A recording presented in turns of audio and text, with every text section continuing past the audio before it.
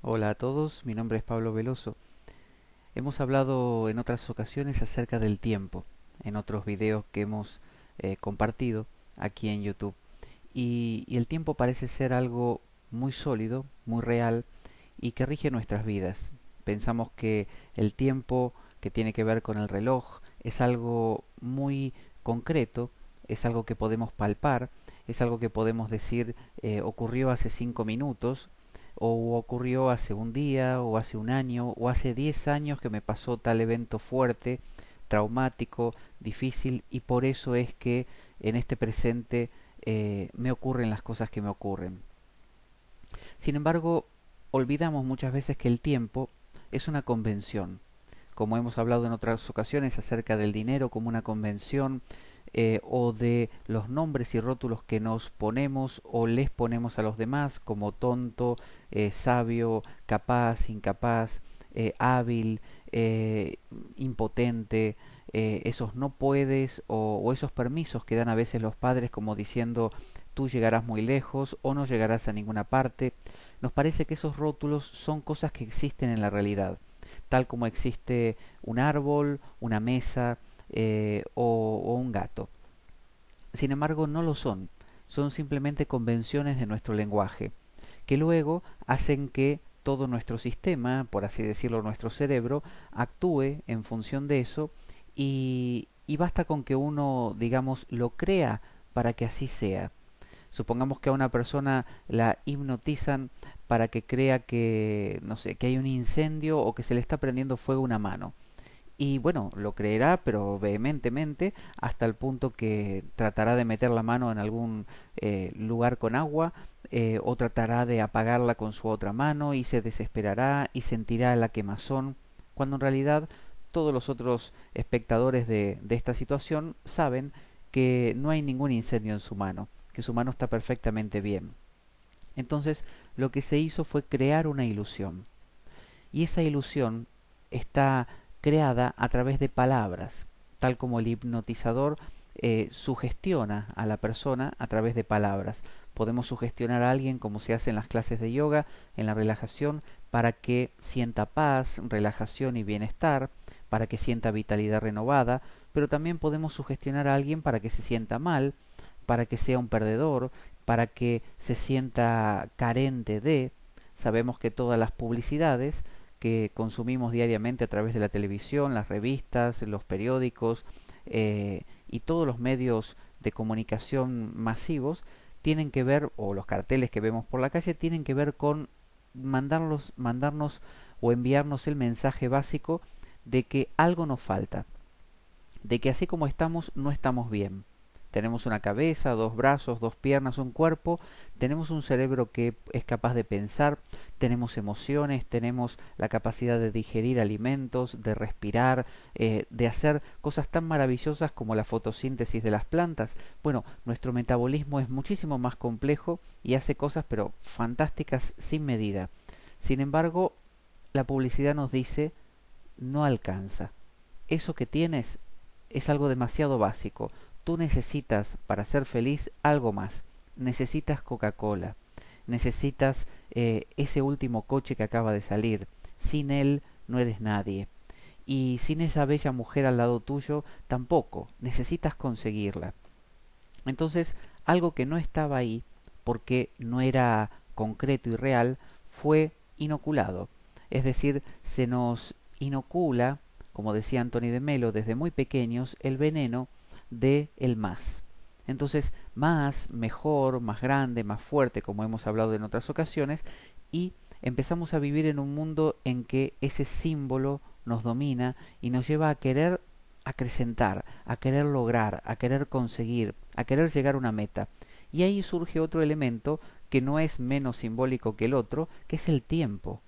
Y tanto tiempo, redundantemente, hace que usamos este concepto de tiempo que nos empezó a parecer real. Y ahora si le preguntamos a cualquier persona qué es el tiempo, lo va a describir como si fuese una mesa o una silla, como si fuese algo muy palpable, algo que es indiscutible. Cualquier persona puede hablar acerca del tiempo con otra, del tiempo cronológico y lo van a ver como una institución real, como algo muy concreto, como que no se puede dudar de que el año pasado pasó tal cosa. Sin embargo, a grandes rasgos podemos, por ejemplo, darnos cuenta que los tiempos que se utilizan para medir varían de una cultura a otra.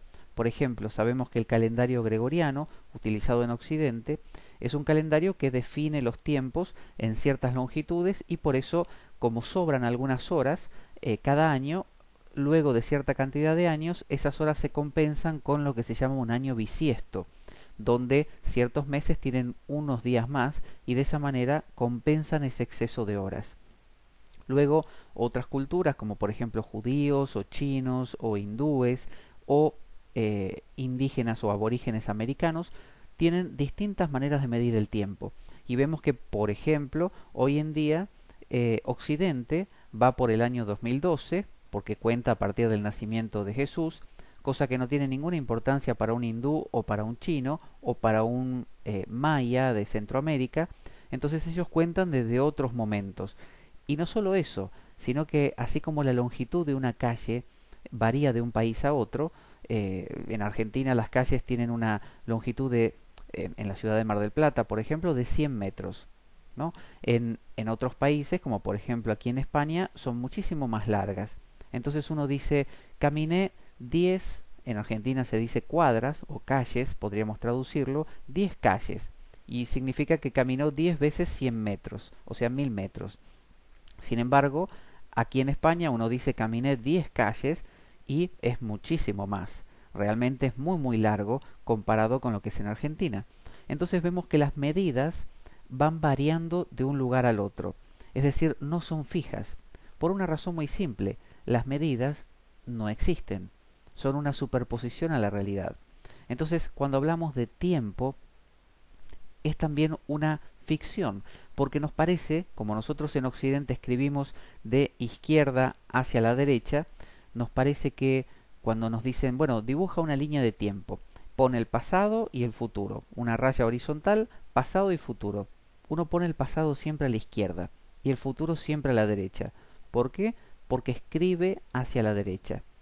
Si escribiese un judío, que escribe al revés, pondría el futuro hacia la izquierda. Y si escribiese un chino, que escribe verticalmente, lo haría de distinta forma. Entonces vemos acá que la concepción de futuro, pasado, es bastante más relativa de lo que pensamos.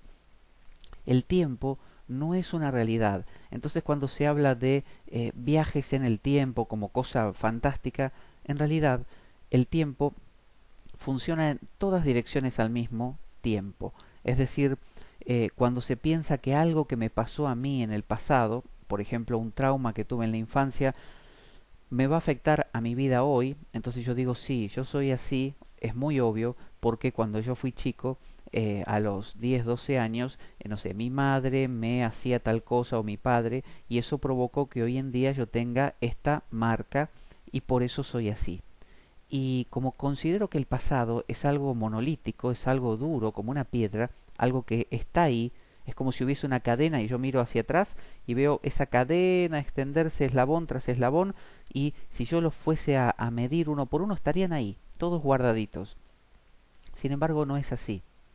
El tiempo es una institución convencional, como lo es el Ecuador, no el país, sino esa línea central de la Tierra, el Ecuador, como también lo es el número 5. Es decir, los nombres que damos a cosas que no existen, como los países, son solo nombres, no existen en la realidad. Entonces, cuando hablamos de que el pasado provoca el futuro, pensamos en el efecto dominó, como los dominóes puestos unos tras otros van golpeando, golpeando, y lo del pasado, decimos, es muy obvio, produce el futuro. Una persona tiene un mal carácter hoy porque le pasó algo terrible hace una semana atrás. Eh, no puede ser que le haya pasado algo en el futuro y que afecte a su pasado, o que lo del presente esté afectando a su pasado, porque el pasado ya pasó.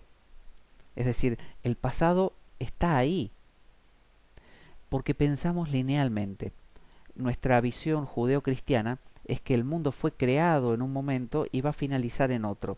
Y en el interín hay un transcurrir, ¿no? irrevocable, que no puede detenerse y que va en una sola dirección, va hacia adelante. Pero la vida no es eso. La vida es una simultaneidad de no de eventos, porque para decir que esto es un evento tengo que aislarlo y decir esto es un evento.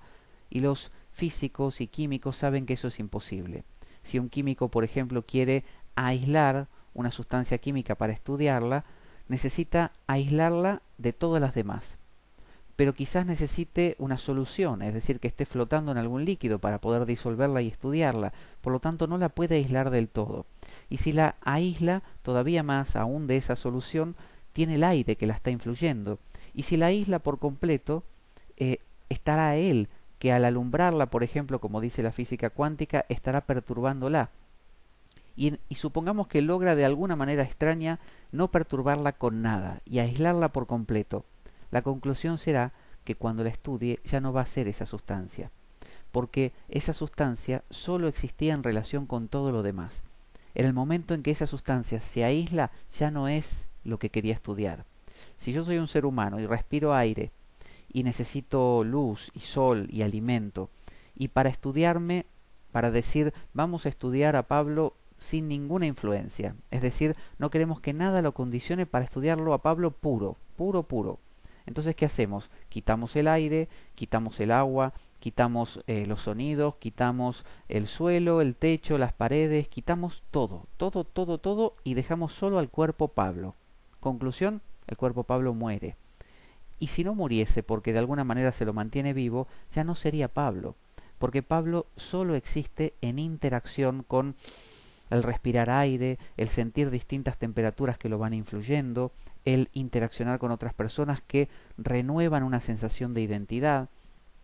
Eso es Pablo. Es algo que está irrevocablemente conectado, pero no de uno a uno, sino que es la misma cosa.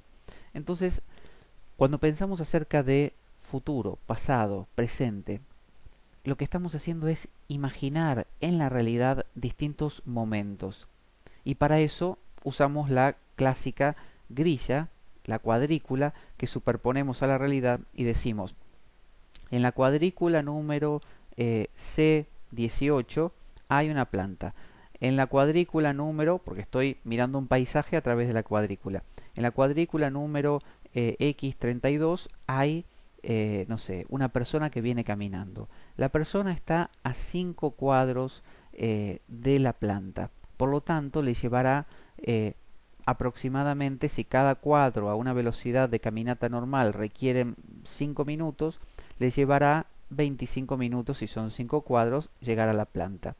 Entonces, lo que estoy diciendo es que estoy armando todo un mundo de medidas en base a una superposición que hice a la realidad. En el mundo no existen los minutos, no existen los segundos, no existen las horas, ni los días, ni los años, ni los siglos, ni los milenios. No existen, pero por completo. Es una superposición, pero la hemos creído. Creemos que es muy real y por eso rige nuestra vida. Entonces, fíjense cómo un hecho presente puede afectar un hecho pasado. Siempre pensamos que un hecho presente puede afectar un hecho futuro. Es decir, si yo hoy eh, acaricio a esta persona o lastimo a esta otra persona, en el futuro esta persona acariciada me va a agradecer y me va a querer y esta persona lastimada se va a ofender conmigo y me va a tratar mal. Pero podemos pensar al revés, que el hecho presente puede afectar un hecho pasado. ¿Cómo puede ser esto? Hay una película, por ejemplo, de Robin Williams, este actor de La Sociedad de los Poetas Muertos, o traducida en España al Club de los Poetas Muertos, y este personaje había tenido una experiencia infantil muy trágica, donde sintió que había matado a un amigo, a un compañerito pequeño, no deliberadamente, pero por accidente, pero por negligencia suya, por no ayudarlo a tiempo, se lastimó a su amigo y él pensó que había muerto. Así que vivió toda una vida en función de esa muerte, es decir, una vida oscura, una vida queriendo remendar o remediar o compensar esa falta, ese pecado que cometió. Entonces vemos acá lo clásico, una persona tiene un evento pasado y por lo tanto en el futuro necesita comportarse de una manera que es producto del pasado. Pero ocurre en un momento de esta película, que les recomiendo verla, que él descubre, por unos medios que si ven la película los comprenderán, descubre que en realidad no lo había matado. En realidad le había dado la sensación, y el chico vivió, y se enteró él, buscándolo en archivos, que había estado vivo, había sido un hombre, había tenido familia, y luego murió de otras razones. Entonces, ¿qué pasó? En ese instante presente, totalmente presente, él cambió su pasado. Es decir, cambió lo que tenía como pasado. Porque el pasado, al no ser una cosa que está ahí, sino una idea, es siempre presente. Mi pasado vive conmigo hoy. Mi pasado vive conmigo hoy. Si yo pierdo la memoria en este momento, tengo amnesia, el pasado no existe para mí. Jamás existió. ¿Dónde está? No lo puedo tocar. Entonces, si duermo en sueño profundo y mi cerebro está muy quieto, no hay pasado, solo hay hoy. Cuando el cerebro se activa y empieza a mantener vivos estos recuerdos y a ver este feedback, esta retroalimentación de recuerdos, ese pasado es patente para mí y aparentemente modifica mi presente y lo condiciona y mi futuro también. Pero cambiando mi presente, es decir, cambiando la forma en que veo lo que creo fue mi pasado, porque este hombre creía que había matado a un amigo y descubrió que no. Entonces a partir de ese momento, él no cambió su pasado. El pasado no está en ninguna parte. Uno no puede ir al pasado, viajar al pasado, como tampoco puede viajar al futuro, porque son conceptos. Uno no puede viajar al número 5. Es imposible. Uno no puede, no sé, aunque diga voy a viajar a España, voy a viajar a Italia, en realidad no viaja a Italia, camina, digamos, por ahí, o llega a una tierra más lejana, pero son todas palabras igualmente. En realidad no hay ninguna cosa llamado un país, un pasado, un futuro. Entonces, viaje en el tiempo es un sinsentido, más allá de que uno lo plantee simbólicamente, como una ecuación matemática. Uno puede decir, por ejemplo, 2 más 2 es 4. Pero ¿dónde hay un 2 en la naturaleza? ¿Dónde hay otro 2 para sumarlo? ¿Y dónde hay un 4? No hay. Hay, puedo decir dedos, por ejemplo, son reales, pero, o sea, es un nombre que le doy yo, sigue siendo irreal, pero bueno, supongamos que nos quedamos en ese nivel, dedos.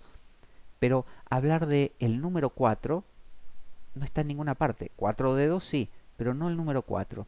De la misma manera, el pasado no está en ningún lado, más que en mi presente, que constantemente refresco con esos recuerdos para construir mi hoy. Si yo cambio mi hoy, pero no voluntariamente porque sabemos que esto de lo voluntario es bastante discutible, como hemos hablado, simplemente que por alguna razón descubro que esa persona que yo creía que me había hecho algo, un daño, por ejemplo, algo malo, que me había lastimado a propósito, en realidad no lo había hecho. Alguien me lo cuenta. No, ¿te acuerdas de esa persona? No, no, no, no fue ella. O no lo hizo con esa intención, para nada. Ella lo que quiso hacer fue tal otra cosa. Yo estuve ahí.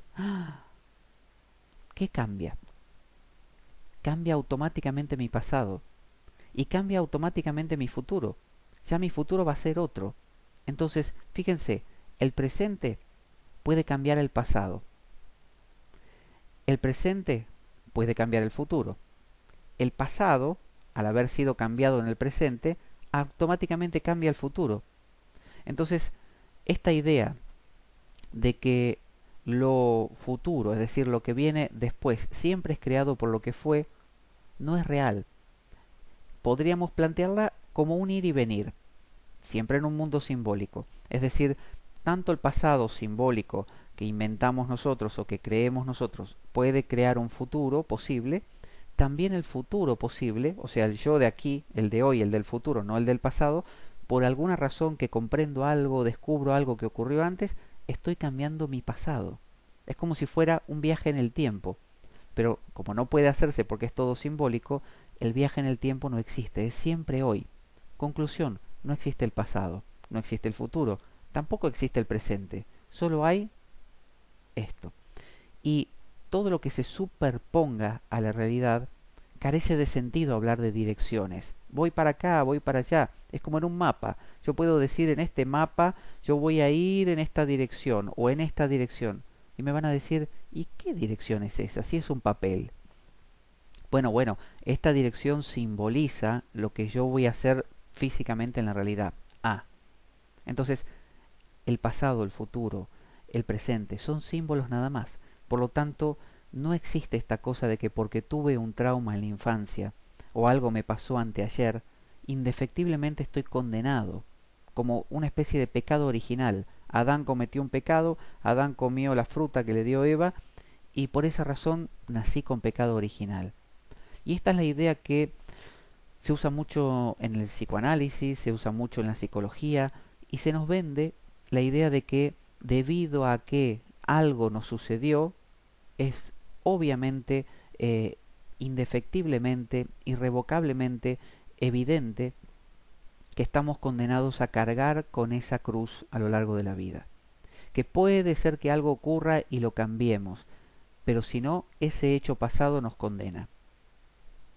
Entonces, la gente piensa, bueno, pero si yo no presto atención al hecho pasado, a lo que me pasó, y digo, no pasó, soy como un avestruz que está metiendo la cabeza bajo la tierra. La persona que huye, por ejemplo, huye del amor haciéndose soldado, o huye de el trabajo, no sé, haciéndose, eh, trabajando en una ONG de obras de caridad, o huye de sus compromisos y responsabilidades, o de sí mismo distrayéndose yendo al cine, esa persona sigue viviendo en un mundo simbólico, está huyendo de símbolos, está huyendo de cosas como el pasado, invenciones, es como huir del número 5. ¿Para qué hace falta o creer en el número 5 o huir del número 5 si lo único que hace falta hacer es darse cuenta que el número 5 jamás existió? Es mi herramienta para enumerar cosas y poder hacer algo como comprar y vender o hacer un stock de todos, no sé, los libros que tengo y digo tengo, no sé, 300 libros. Pero si yo creo que el 300 existe, estoy en problemas, porque entonces voy a pensar que además del mundo real, le sumo, le agrego otro mundo que puede traerme infinitos problemas y no existe. Entonces, el pasado no afecta necesariamente al futuro. El pasado está en el presente.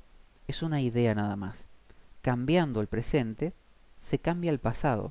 Pero no simplemente se cambia lo que va a venir más adelante. El pasado ya pasó, el pasado pisado. No, el pasado se cambia por completo, porque no está en ninguna parte. Y un poco, como decía, tenemos esta idea de judeocristiana lineal del tiempo, que si alguien hizo algo en el pasado va a traer consecuencias en el futuro. Entonces caemos en todo esto de que claro, porque mi madre era o mi padre era, no sé, fóbico, depresivo, entonces yo lo soy, porque en mi país, mi cultura me forjó de tal manera, yo soy así. Es decir, empezamos a buscar explicaciones de comportamientos actuales. Y nuevamente nos olvidamos que las explicaciones son de palabras. Las explicaciones son construcciones verbales. Yo puedo decir, sí, yo soy una persona, no sé, tranquila porque tuve, no sé, una crianza así y así. Es una opinión, es un cuento de hadas, que me lo puedo contar, puede resultar muy divertido, puede ser agradable para contar con los amigos cuando uno se reúne, puede ser útil para un psicólogo para contarle a su paciente, pero no es real, es simplemente una historia. Y es por esa razón que el pasado, el futuro, el presente son completamente maleables, porque no existen, es por eso. Entonces cuando se habla de que, a ver si podemos hacer un viaje hacia el futuro, podemos teletransportar personas al futuro. El futuro es una concepción de palabras, no puede teletransportarse cosas reales en algo que es irreal. Es como decir, a ver si podemos convertir a alguien en un número 5. No se puede. Vamos a convertir a alguien o a algo en una constelación. No, no existen las constelaciones. Las constelaciones son ideas humanas que a alguien se le ocurrió conectar estrellas que están a veces a miles o millones de años luz unas de otras y las conecta y dice, ay, eso es un toro, es la constelación de Tauro. No existen las constelaciones. Entonces, que algo se pueda convertir en una constelación, algo, una planta en una constelación, es una estupidez. Por eso es que en la India se utiliza el símil de que intentar hacer esto es como, dice, el hijo de una mujer estéril. Preguntarse, ¿qué va a estudiar el hijo de una mujer estéril? No, no lo podés preguntar, porque no existe el hijo de una mujer estéril, es un imposible. O el cuerno de una liebre. O dirían los chinos, es como poner patas a una serpiente. Es decir, no le hace falta. Entonces, la vida no tiene constelaciones, no tiene números 5, no tiene pasado, presente y futuro, no hay una relación de tiempo que va del pasado al futuro. Entonces, la persona que comprende, o el persona es justamente una construcción, pero supongamos aquel que comprende, por así decirlo, es el que no le da importancia al pasado como algo férreo, algo que realmente puede influirnos, sino que sabe que es solamente una interpretación suya de algo que fue experimentado. Y en realidad podríamos decir de algo que es experimentado, porque no existe otro momento más que el es, porque el ayer es simplemente una repetición en el ahora de lo que entendimos o nos quedó o vivenciamos de eso que supuestamente pasó. Lo que pasó no está más en ninguna parte, porque en realidad no ha habido un ayer. Entonces cuando se habla de vivir en el presente y todas estas libros de autoayuda de debes vivir en el presente, debemos estar presentes, hay que estar en el ahora, ¿no? La revolución del ahora, el poder del ahora, convertirnos en el ahora, no se puede huir del ahora, no hay más que el ahora. Es más, el ahora es una ficción también, es esto, no hay otra cosa que esto. Entonces, cuando las publicidades nos dicen debes convertirte en, debes llegar a, en realidad nos están motivando a creer que el ahora, el esto, el verdadero, lo que es verdaderamente, no es, sino que es siempre un devenir. Y se nos convence en la idea de devenir. Entonces aparecen todos estos maestros converticionistas. Yo les digo así, converticionistas. Converticionista significa practica tal técnica y te convertirás en una persona más sana. Practica tal meditación y llegarás al estado de paz mental. Esfuérzate mucho y llegarás a controlar tu mente. Toma conciencia cada minuto de tu vida para estar en el ahora. Es siempre el mismo mensaje. Ahora las cosas como son están mal. No es bueno para ti. Tienes que ir a otro lado, a otra parte. Y esa otra parte, ese viaje, que es un viaje en el tiempo, es un viaje hacia el mañana, en donde seré mejor, estaré más tranquilo, seré más feliz, es una invitación a sufrir. Porque jamás, jamás, jamás se llega al mañana. Es imposible. Por una razón muy sencilla. Yo no puedo viajar nunca a la constelación de Orión, por ejemplo. ¿Por qué? Yo puedo ir con un cohete y estar entre esas estrellas, pero ¿dónde está la constelación de Orión? No está. Es una invención humana. Entonces, intentar llegar a algo que es un postulado filosófico, una ficción, un simbolismo de palabras, una construcción imaginaria, es un sinsentido. Entonces, eh, cada vez que se nos propone estas técnicas converticionistas, en realidad se nos invita a ir como el burro detrás de la zanahoria, la cual nunca es alcanzada por el burro, porque a medida que el burro avanza, la zanahoria también avanza. Y ese es un ciclo de nunca acabar. Y desde pequeños se nos enseña esto. Se nos dice que tenemos que aprobar los exámenes en el colegio y que si los aprobamos pasaremos al siguiente grado.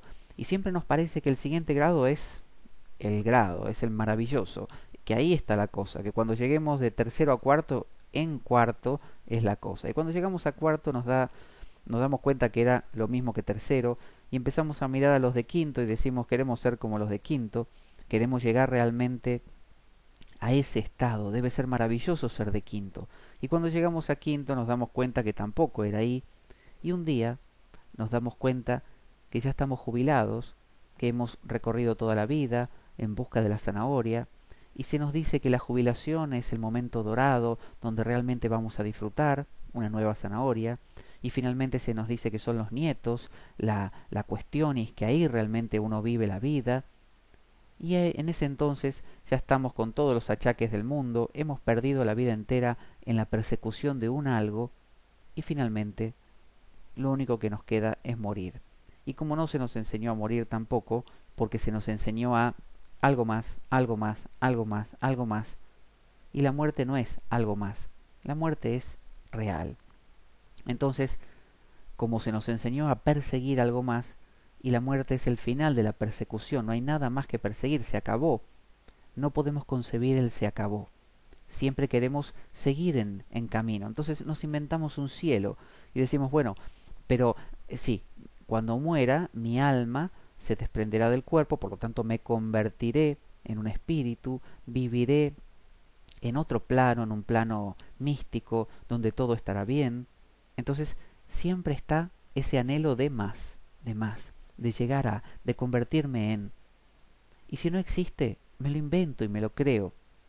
Entonces, las personas sabias eligen, eh, tal como vemos por ejemplo en la historia del Buda, que el Buda alcanzó su despertar, aunque no se tomen en serio las palabras como las digo, alcanzó el despertar. Digamos que simplemente comprendió, sucedió, como quieran decirle, él se dio cuenta. Y en lugar de decir, bueno, apago el interruptor, se apagó la máquina, nirvana, extinción, nirvana significa coger una vela y soplarla, apagar. Él no dijo desaparezco para siempre. Él dijo regreso, me vuelvo a encender, vuelvo a ser un hombre. Él mismo dijo que no era un dios. Dijo soy un hombre, soy el Buda, el despierto y voy a enseñar. ¿Y para qué lo hizo? Si supuestamente se dio cuenta de que todo esto, futuro, pasado, todo esto era una ilusión, era una tontería. Lo hizo porque la vida es contraste y la vida es movimiento. Entonces habíamos hablado de la persona que se toma en serio el número 5 y de la persona que huye del número 5 porque sabe que le causa dolor. Los dos están en ilusión, los dos están creídos de que eso es verdadero y por eso sufren, afirmándolo o negándolo, buscándolo o rechazándolo. El Buda, el despierto, ¿no? Buda es un título, tú, yo, cualquiera puede ser Buda, el despierto, el Cristo, el ungido. Esa persona es la que comprende que no se trata ni de aferrar, ni de rechazar, ni de huir. Está en darse cuenta de que todo es una convención, una falsedad, que el futuro no es algo que vaya a venir y que el pasado no me apresa porque no existió nunca, solo existió ahora, y ahora, y ahora, y ahora, y ahora, y ahora, y ahora, y ahora. Es una repetición de lo mismo, siempre en el ahora. Entonces esa persona juega a que tiene un pasado, porque su cerebro le envía esa información. Así funciona esta cultura, así funciona nuestro lenguaje. Nosotros tenemos sustantivos y tenemos verbos. Y cuando decimos, no sé, la palabra mesa y decimos la mesa y después le agregamos está servida, por ejemplo, es una función de la mesa. Es como si la mesa estuviese haciendo algo, pero en el futuro nos enteramos qué hace la mesa. Es decir, como que la mesa, la primera parte de la oración, nos habla de algo que está ahí y está servida, nos cuenta qué le va a suceder. O sea, nos enteramos en el futuro de lo que le pasa a la mesa.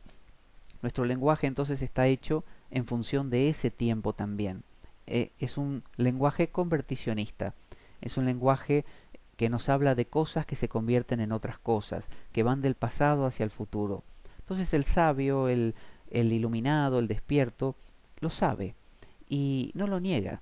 Y si alguien lo llama por la calle por su nombre, responde. Y si le cuenta un chiste, se ríe. Y puede, como hacía Ramana Maharshi, este sabio de Arunachala del sur de la India, que estaba todo el día tirado en su cama, la gente construyó una gran comunidad alrededor, un ashram, lo adoraban, le cantaban cantos y él lo único que hacía era hablar con la gente, comer y leer historietas y el periódico. O sea, ¿por qué no? ¿A dónde iba a ir? ¿Qué más había por hacer? Entonces, cuando una persona vive en el ahora, aunque juegue que existe a que existe el futuro y el pasado para comunicarse, para transmitir información, ese es el mundo real. Y además es divertido, es la gracia de la vida, jugar a que existe esto. Pero si yo juego al poliladron, como los chicos, o a la mancha, o a lo que fuera, pero me lo creo, sufro. Pero si no me lo creo, me divierto. Entonces el sabio se divierte con estas ideas y no necesita huir, apagar la máquina, pero tampoco necesita buscar. Y es como un rey. Miren un instante la imagen de un rey. Un rey, por lo menos en la antigüedad, era casi la encarnación divina, como el faraón o los reyes que eran como ungidos por Dios, como pasaba con los judíos, como el rey David, por ejemplo, o Saúl. Entonces, al ser ungidos, eran la divinidad caminando por la tierra, eran los representantes de Dios. Para alguien que es representante de Dios, que es Dios en la tierra, ¿qué tiene que conseguir? ¿A dónde va a ir? Dice, ay, tengo que ir a tal lugar porque ahí me voy a sentir mejor, ahí voy a ser más Dios. No, si Dios es la cima, ya no hay más. Ellos, donde quiera que estuviesen o que están, son. Ese es el lugar. Cuando uno habla del reino de España, el reino de Italia, el reino, ¿dónde es el reino? ¿Dónde está el rey? Si el rey se muda a otro lugar, ahí es el reino. Él es el ombligo del mundo. Entonces, cuando una persona alcanza este despertar, ya es el ombligo del mundo. ¿A dónde va a ir? Ya está bien, suceda lo que suceda, haga lo que haga, porque descubrió que el mundo de convenciones, pasado, presente y futuro y demás, era simplemente un mundo de palabras. Y quitando ese mundo de palabras queda el mundo real, que siempre está ahí. Sin embargo, es muy aburrido. La vida, si la vida no hubiera querido que hubiese un lenguaje con todas estas falacias, no hubiera puesto un cerebro o no hubiera evolucionado un cerebro así de complejo. Bueno, evolucionó, aquí está, lo tenemos. Funciona, crea estas ideas, juguemos con las ideas. No las creamos, juguemos con ellas. Namaste.